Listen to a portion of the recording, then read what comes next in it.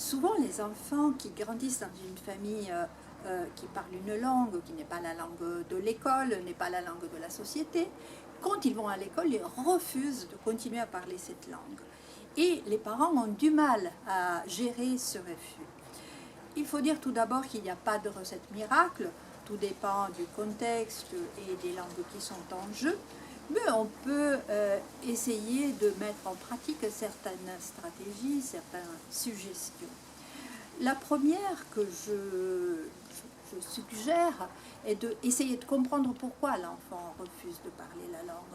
S'il y a effectivement une stigmatisation de la langue, par exemple dans le contexte scolaire, je ne dis pas de la part des enseignants qui sont désormais formés à gérer le plurilinguisme des enfants, mais peut-être les copains se moquent de l'enfant à cause de son accent, du fait que des fois il utilise des mots de sa langue forte dans la communication courante. Il ne faut pas oublier que quand ils vont à l'école, ils n'ont pas encore parfaitement séparé les deux langues. Peut-être il y a l'utilisation d'un mot de l'autre langue qui intervient dans la langue de communication de l'école. Donc la première chose, essayer de comprendre. Le deuxième élément, c'est ne pas baisser les bras. Ne pas accepter que c'est comme ça, il n'a plus envie de parler ma langue, et donc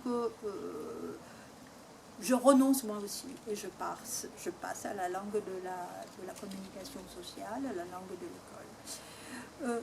Garder la langue familiale, ne serait-ce qu'au niveau de compétences de réception, de compréhension de cette langue, est toujours un cadeau que vous faites à vos enfants. Ils seront en mesure de garder cette langue pour l'avenir.